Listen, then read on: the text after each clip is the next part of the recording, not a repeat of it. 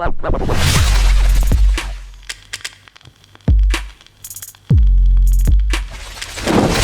वालेकुम, मैं हूं शुएब बागी डॉबी वर्ल्ड की जानिब से। और सॉरी अगर पीछे शोर आ रहा है आप लोगों को थोड़ा सा, क्योंकि मैं दिन के वक्त रिकॉर्डिंग कर रहा हूं जस्ट ये कोर्स कंप्लीट करने के लिए, ताकि जल्द से जल्द कोर्स कंप्लीट हो जाए और बहुत सारी चीज़ें आप लोगों को सिखाने वाली हैं वो हम शुरू कर सकें। सो आज हम बात करेंगे 3D लेयर के बारे में। हमने पिछले बात की थी, आई होप आपको थोड़ी बहुत समझ आ गई होगी। 3D लेयर्स की नहीं भी आई तो कोई मसला नहीं है, हम ज़्यादा ट्यूटोरियल्स पे जैसे जैसे आते जाएंगे आपको इजीली समझ में आता जाएगा यार 3D लेयर्स हम किस तरीके से यूज़ कर सकते हैं। 100% आपको सिखाना without any example, without any tutorial, it's not a possible thing. And आज की वीडियो में मैं आपके लिए एक छोटी सी इंटरेस्टिंग सी चीज़ लेके आया हूँ। आई होप कि आपको मज़ा आएगा। ये सर इमरान है GFX मेंटर, इनको किसी के तारुफ के मोहताज नहीं है अल्हम्दुलिल्लाह। तो इनके ये एक मैंने छोटी सी चीज़ बनाई है इनका चैनल का शो ऑफ करने के लिए, या आप कह रहे इस पर वॉइस रिकॉर्डिंग हो अगर कोई इंसान करना चाहे कि आपका चैनल भी हो सकता है इसकी जगह पर, कि आप मेरे चैनल पे आपको इस तरह की वीडियोस मिल सकती हैं। मैंने 200 से ज़्यादा वीडियोस अपलोड की हैं, या 150 से ज़्यादा वीडियोस अपलोड की हैं रिसेंटली। अब आपने मेरे भी वीडियो से पहले एक चीज़ देखी होगी कि आपको मेरा चैनल सब्सक्राइब नहीं किया तो फिर आप यहाँ से सब्सक्राइब करें और यहाँ पर आपको कार्ड नज़र आएगा। ये चीज़ आपको नज़र आई होगी। ये किस तरीके से बनती है? ये इसी तरीके से बनती है। ये यहाँ पर हम सिंपली 3D लेयर्स और कैमरास को यूज़ करते हुए बना सकते हैं, ठीक है। सो ये मेरे पास एक एग्जांपल थी। सो चलते हैं, शुरू करते हैं। सबसे पहले न्यू कंपोजिशन बना लेते हैं, ठीक है। फुल HD के साथ 1 मिनट की मैं बना रहा हूँ, क्योंकि मुझे अंदाज़ा है कि 1 मिनट तक हम बनाएंगे। 10-15 सेकंड 20 सेकंड इस डिपेंड नहीं करता, इसमें मसला नहीं होता, करते हैं, ठीक है। अच्छा, इसमें एक छोटी सी ट्रिक और भी बता दूँ कि अगर आपने स्क्रीनशॉट लेनी है किसी भी चीज़ की, फायरफॉक्स यूज़ करें, बेस्ट ऑप्शन है। इसमें डिफ़ॉल्ट में एक चीज़ दी होती है, यहाँ से टेक स्क्रीनशॉट, ठीक है। यहाँ से आप क्लिक करेंगे, टेक स्क्रीनशॉट पे आ जाएगा। आप कोई भी स्क्रीनशॉट लेंगे, डाउनलोड पे क्लिक करेंगे, PNG की फ़ाइल में इजीली डाउनलोड हो जाएगा, ठीक है। और जिस तरीके से आप अगर आप यहाँ से स्क्रीनशॉट लेते हैं, देन अगर आपने सेलेक्ट किया और इसको ड्रैग करते जाएंगे, तो अगर नीचे जिस तरह यूट्यूब का पेज जब बहुत ज़्यादा वीडियोस थी उसमें, तो आप ड्रैग करते जाएंगे तो वो लंबा खिंचता जाएगा, ठीक है। और अगर आप किसी एक पोर्शन की तस्वीर लेना चाहते हैं, क्लिक करें, क्लिक कर देंगे तो इस पोर्शन की लेगा।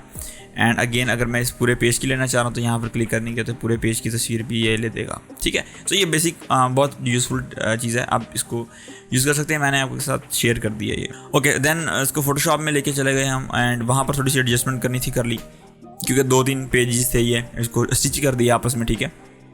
आखिर में ये गलती है, इसको छोड़ दें आप, हम आखिर तक जाएंगे नहीं, यूज़ ही नहीं करेंगे, ठीक है।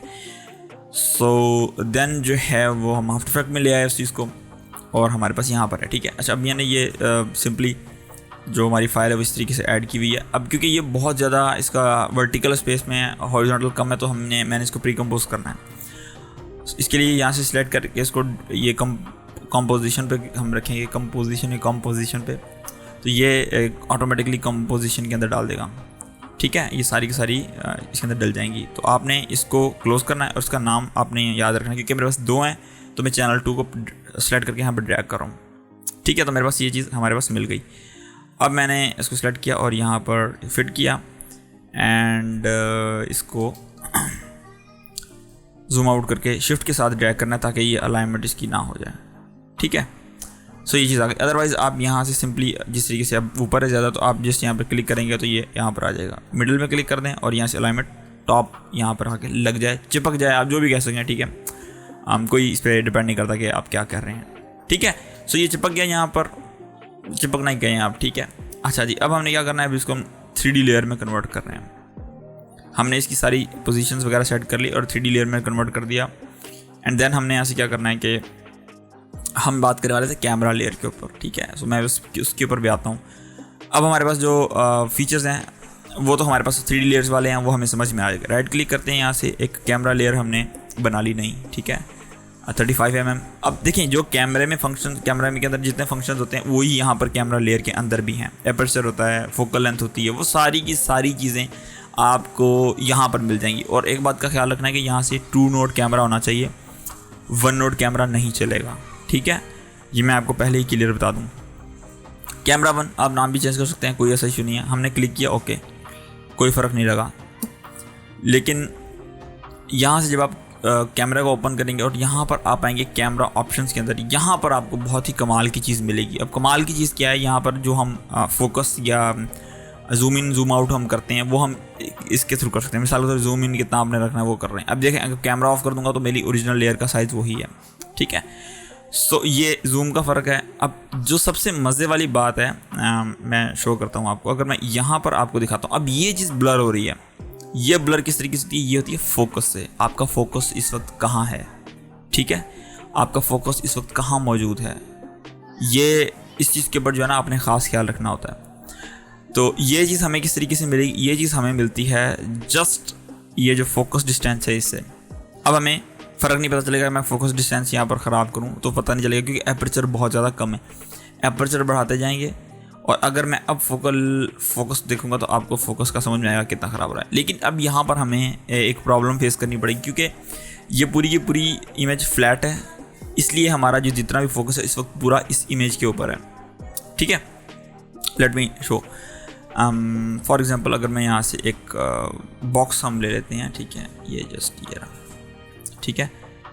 और इस बॉक्स का कलर जो है मैं यू थिंक कि मैं रेड कर देता हूँ, ठीक है ना। और अब मैंने इसको भी 3D कर दिया और मैंने इसको कैमरे की लेयर के नीचे रखा और इसका मैं पोजीशन जो है मैंने इसकी बढ़ा दी, ये मैं स्क्रीन के बाहर ऊपर की तरफ ले आया। अब अगर मैं यहाँ से फोकस या अपर्चर इसका मैं चेंज करता हूँ पहली बात, ठीक है, ये देखें, ठीक है। और अब मैं अगर मैं उसके फोकस पे फ़र्क करता हूँ आपको समझ में आएगा कि फ़ोकस कहाँ पर है।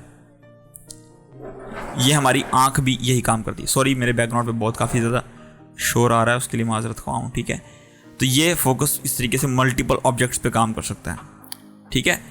एक बेसिक, अभी मैं आपको बता रहा हूँ कि मैं कंप्लीट चीज़ नहीं बता रहा, जितना मैं एक्सप्लेन कर सकता हूँ बेसिक्स को मैं उतना ही एक्सप्लेन कर रहा हूँ, ठीक है ना। मैं ज़्यादा कंफ्यूज नहीं करना चाहता आप लोगों को और ज़्यादा वीडियो भी लंबी नहीं करना चाहता।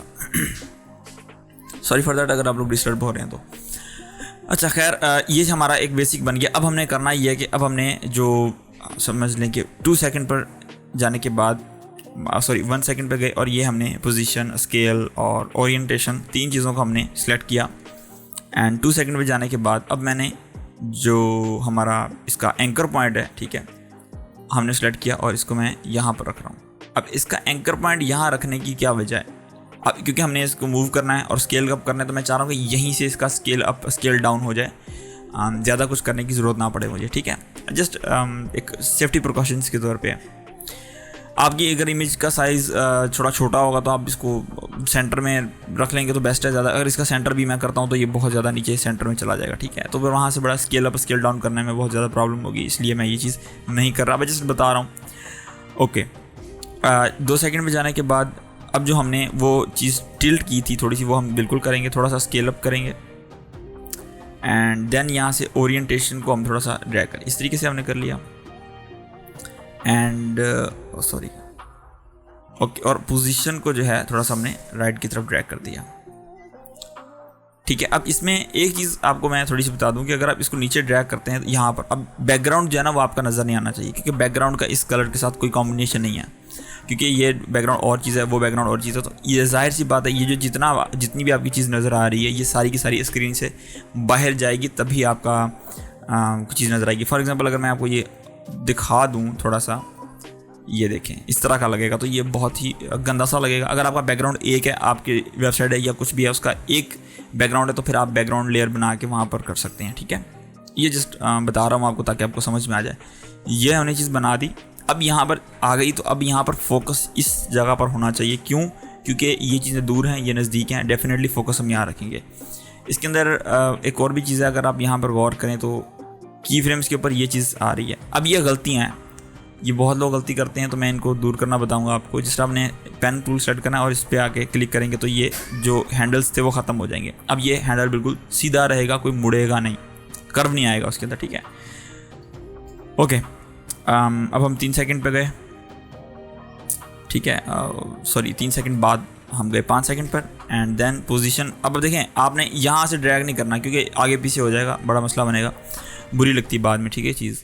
तो आपने जो मिडल उसकी पोजीशन है उसको हम ड्रैग करते जाएंगे ऊपर की तरफ, ठीक है। काफ़ी ज़्यादा हमने ऊपर ड्रैग कर दिया, माइट थिंक के यहाँ तक हम ड्रैग करते हैं, ठीक है। एंड बल्कि इसको चेक करते हैं चला के, इतना जा रहा है ऊपर, बल्कि ज़्यादा करते हैं, ठीक है। और आफ्टर इफेक्ट के कोर्स भी इसको क्रॉस कर देते हैं। ये आफ्टर इफेक्ट कोर्स जिनका सर का, इन्होंने भी बहुत अच्छे तरीके से सिखाया। अगर आपने देखना है आप बिल्कुल जाके देखें। मैं आपको अपने चैनल पे बाउंड कतई तौर पे नहीं करूँगा कि यार मेरे चैनल पे बाउंड रहे, ठीक है। यहाँ तक हम इसको ले आए, ठीक है। अब हम और किसी चीज़ को नहीं छेड़ रहा मैं, अब हम फिर 3 सेकंड पे जाते हैं और अब हम नेक्स्ट इसको ड्रैग करना शुरू करते हैं। नेक्स्ट ड्रैग करते हैं प्रीमियर प्रो को कोर्स, ठीक है। अब मैं इसको आप थिंकिंग दे रहा हूँ कि अगर आप कहीं भी आप आफ्टर इफेक्ट का कोर्स चेक करें तो आपका आफ्टर इफेक्ट का कोर्स आ जाना चाहिए। अगर आप चाह रहे हैं प्रीमियर का कोर्स तो आप प्रीमियर का कोर्स सामने शो कर दें। ये आपके ऊपर डिपेंड करता है कि आप इन चीज़ों को किस तरीके से यूज़ करना चाहते हैं, ठीक है। आई नो कि वीडियो लंबी हो रही है बट आई होप कि आपको मज़ा आ रहा होगा सीख के, ठीक है। ये आप यहाँ तक इसको हम ले आते हैं जस्ट लाइक सो, ठीक है। ये यहाँ तक आप समझ लें, बल्कि ठीक है क्लासेस हैं और हम बल्कि आखिर तक ले ही जाते हैं इसको खींच के, ठीक है ना, ताकि अंदाज़ा हो जाए। यहाँ तक ले जाते हैं, यहाँ पर हम अपनी एनिमेशन को एंड कर देंगे। मैं आपको सपोज बता रहा हूँ कि आप एंड कर दें, ठीक है। अब हमने क्या करना है, जो हमारे जितने भी की फ्रेम्स हैं सबको सिलेक्ट करना है और की फ्रेम विंगमैन ये एक फ्री टूल है। कहाँ से डाउनलोड करना है, मेरी फ्री प्लगइन वाली प्लेलिस्ट में चले जाएँ या आप यहाँ से F9 का बटन प्रेस करेंगे, सारे ईज हो जाएंगे एंड आपको ग्राफ एडिटर में जाके कुछ इस तरह का ग्राफ बनाना है, ठीक है। ईच की फ्रेम पे एक जैसा ही बनेगा, ठीक है। सो अब आप क्या, अब फीलिंग क्या आएगी चेक कर लेते हैं चला के। एंड अब हमारी जल्दी से स्क्रॉलिंग होती हुई चली जाएगी चीज़ों पर। अभी हमने इस पर मोशन ब्लर ऑन नहीं किया, अब हम ऑन करेंगे तो फिर ये थोड़ा सा लोडिंग में टाइम लेगा एंड हमारी एनिमेशन टोटली फाइनल हो जाएगी। अब आप सोच रहे होंगे कि कैमरा तो हमने यूज़ नहीं किया, अब हम कैमरा यूज़ करेंगे इसके ऊपर, ठीक है। अब हम इसके ऊपर कैमरा यूज़ करेंगे। उसके लिए करना ये है कि जस्ट जो एपर्चर है यहाँ पर जाने के बाद इस जगह पर हमने एपर्चर को बढ़ा दिया। जितना एपर्चर बढ़ते जाएंगे सिर्फ उसका जो फोकल या जो फोकस का जो एरिया है वो कम होता जाएगा। फॉर एग्जांपल मैं बिल्कुल बढ़ा दूंगा, देखें आप, अगर यही मैं 1000 रखता हूँ तो बाकी एरिया पर भी थोड़ा थोड़ा नज़र आ रहा है, लेकिन थोड़ा ज़्यादा ब्लर नहीं किया उसने। लेकिन हम यहाँ से 1300 आई थिंक बेस्ट है, ठीक है। अब हमने फोकस डिस्टेंस को अगर हिलाएंगे तो क्या है कि यहाँ पर इसका फोकल डिस्टेंस ज़्यादा है और ये कम है इसका डिस्टेंस, यानी ये हमारी स्क्रीन से नज़दीक है और ये दूर है। तो इसलिए हम इस चीज़ को यूज़ करते हुए जो फोकस की एनिमेशन है वो भी बना सकते हैं इजीली। फॉर एग्जांपल यहाँ पर रखा, फोकस डिस्टेंस पे हमने क्लिक किया, हम फोकल लेंथ के ऊपर नहीं जा रहे, एपर्चर के ऊपर नहीं जा रहे, ठीक है। 2 सेकंड के बाद और यहाँ पर जाने के बाद हमने इस जगह पर गए 4 सेकंड पे एंड हमने ये चीज़ इस तरीके से मूव कर दी, ठीक है। एंड अगेन इसी तरीके से हम 4 की जगह 6 की जगह 7 सेकंड पे चले गए एंड इसको हमने फिर से रिवाइज कर दिया यहाँ पर। ये हम अपनी मर्ज़ी से मूव कर रहे हैं, कोई हम पे फिक्स नहीं है कि ये आपने यही करना है, आप अपनी मर्ज़ी से कर सकते हैं। देन आप यहाँ से ये चीज़ ले जाएं। अब ये हमारी वेबसाइट का पर्सपेक्टिव आप समझ लें दूसरे तरीके से सेट कर रहे हैं, ठीक है। अच्छा, इसके अंदर एक छोटी सी और भी चीज़ बता दूँ कि अब हमने जिस तरीके से लास्ट हमारा जो की फ्रेम था वो यहाँ पर क्लोज हो रहा है। अब हम जाते हैं इस जगह पर ठीक है, और हमने 2 सेकंड का टाइम देना है ताकि लोग पढ़ लें या देख लें। ये एक एडवर्टाइजमेंट की थिंकिंग बता रहा हूँ आप लोगों को, ठीक है। आई नो कोई नहीं बताता, ठीक है। ये एक थिंकिंग है, अगर आप समझें तो कि मैं आपको एक पूरी की पूरी थीम बता रहा हूँ कि यार आप यही चीज़ें कर सकते हैं इन सारी चीज़ों से, ठीक है। इस सब की चीज़ों को आपको इसको करने की ज़रूरत नहीं है ईजी, क्योंकि फोकस ऑटोमेटिकली जा रहा है और इस पर कोई एनिमेशन ज़्यादा नहीं है, आपको करने की ज़रूरत नहीं है इसको, ठीक है। अब जब हम 0 पे आते हैं तो यहाँ पर हमें हमारा फोकल डिस्टेंस जो है या जो हमारा फोकस का डिस्टेंस जो है वो ख़राब नज़र आ रहा है। उसको फिक्स करने के लिए हम क्या करेंगे कि यहाँ पर हमने एपर्चर पे होल्ड किया, एपर्चर पे की फ्रेम बनाया और जस्ट यहाँ पर जाने के बाद इसको हमने 0 कर दिया। अब होगा क्या कि जब जैसे ही यहाँ इस जगह से लेट मी शो यहाँ पर कर देते हैं, जैसे ही आएगा तो फोकस हो गया, ठीक है। तो एक ऐसी फील आएगी कि जैसे जैसे ये नज़दीक आता जा रहा था ये फोकस होगी, ख़राब हो गया इसका, ठीक है। आप थोड़ा सा चला के देख लें, कोई मसला नहीं है, ठीक है। ये देख लें और इसको आप बेशक ईज़ कर दें ताकि ये एक फ़्लो के साथ हमें महसूस हो जाए ये चीज़ कि जैसे नज़दीक आया ये क्लोज हो गया, ठीक है। सॉरी, जैसे नज़दीक आया तो ये आउट ऑफ फोकस होगी, बाकी चीज़ ये सिर्फ फोकस में रहा, ठीक है। सो ये एक फ़ील हमने यहाँ पर दे दी। अब यहाँ पर आने के बाद क्योंकि हमें पता है कि यहाँ सारी चीज़ें नज़र आई, अब मैं चाह रहा हूँ कि मेरी जितना भी मेरा जो वेबसाइट है जो भी इमेज है वो बिल्कुल क्लियर हो जाए। उसके लिए हम क्या करेंगे, जस्ट हमने एपर्चर पे क्लिक किया और यहाँ से हमने आप समझ लें ये इस जगह पर, ठीक है, और यहाँ पे 12 सेकंड पे हमने इसको 0 कर दिया। अब क्या होगा, अब ये होगा कि ये चीज़ जैसी आएगी, लेट मी शो, अगर मैं सेलेक्ट करता हूँ, अब मैं इसके साथ जो है वो कर रहा हूँ कि जल्दी से इसका एपर्चर जो है ना वो ठीक हो जाए, ताकि जैसे ही ये हमारी एनिमेशन रुके सारा पेज क्लियर हो जाए और सब कुछ क्लियर नज़र आ जाए, ठीक है। सो इसका फ़ायदा क्या हुआ हमें आज की वीडियो का, एक हमें पता चल गया कि हमारे पास कैमरा ना हो तो हम किस तरीके से इस तरह के एनिमेशन बना सकते हैं। फ्यूचर में स्लाइड शोज़ में ये चीज़ें बहुत ज़्यादा यूज़ होती हैं। मैं एक स्लाइड शो के ट्यूटोरियल पे भी काम कर रहा हूँ, वो डेफिनेटली आपके लिए लेके आऊँगा। एक्चुअली होता है कि जब मैं ट्यूटोरियल बना रहा होता हूँ उसमें बहुत ज़्यादा एक्स्ट्रा चीज़ें होती हैं, तो उनके स्टेप काटने के लिए बार बार उन चीज़ों को बनाना पड़ता है और आपके लिए फिर लेके आई जाती है चीज़। ऐसे नहीं कि मुंह उठाया और कोई भी चीज़ बना दी। अब अगर मैंने ये चीज़ बनाई है, डेफिनेटली मैंने 3 से 4 दफ़ा पहले प्रैक्टिस की होगी, फिर एक अच्छा बना, फिर उसमें स्टेप और कम कर दिया कि यार ये चीज़ फालतू, इसको ख़त्म कर दो और अब ये चीज़ ठीक है। सो ये था सारे का सारा सिनेरियो। अब हम इसमें एक और चीज़ मोशन ब्लर ऑन करते हैं, ठीक है, एंड अब हम इसको रेंडर करके देखते हैं कि ये कैसा लगता है। रेंडर मतलब आप रिव्यू करके देखेंगे कि ये कैसा लगता है। थोड़ा सा टाइम लगाएगा, जाहिर सी बात है, क्योंकि जो कैमरा है वो थोड़ा सा रेंडरिंग में भी टाइम लेता है। जब फोकस और ये सारी चीज़ें मैन्युअल हो रही हैं, आपके पास कोई ऐसी चीज़ है नहीं। अच्छा, और दूसरी बात ये कि अगर आपके पास कोई इमेज है फोटोशॉप में, आप उसके ऊपर भी ये चीज़ कर सकते हैं। वो किस तरीके से करेंगे, आप अपनी इमेज काट लें, बैकग्राउंड से अलहदा कर लें, ठीक है, एंड बैकग्राउंड से अलहदा करने के बाद आपने उसके ऊपर समझ लें कि आपकी लेयर अलहदा हो जाएगी, ठीक है, आपकी इमेज और बैकग्राउंड अलहदा हो जाएगा। तो जैसे ही आप इंपोर्ट करेंगे और उनको थोड़ा सा डिस्टेंस देंगे, फोकस आप थोड़ा सा आउट करेंगे, आपको डेफिनेटली ये फील मिल जाएगी। सो आज के लिए इतना ही, बस ये थोड़ा सा रेंडर हो जाए तो मैं आपको दिखा देता हूँ कि ये कैसा लग रहा है।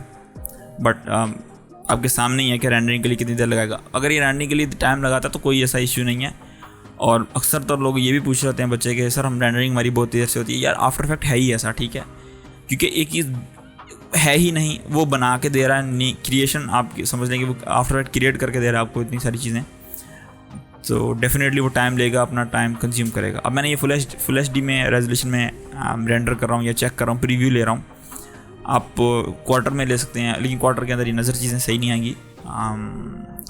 सो इसलिए मैंने कहा कि मैं आपको रेंडर फुल करके दिखा दूँ। बस थोड़ा सा वेट करते हैं, उसके बाद इसका प्रीव्यू मिल जाएगा।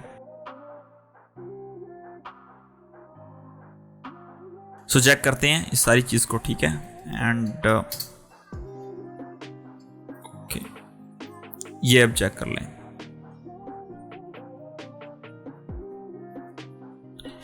अगेन शुरू से देखते हैं, और ये आपके सामने है, ठीक है।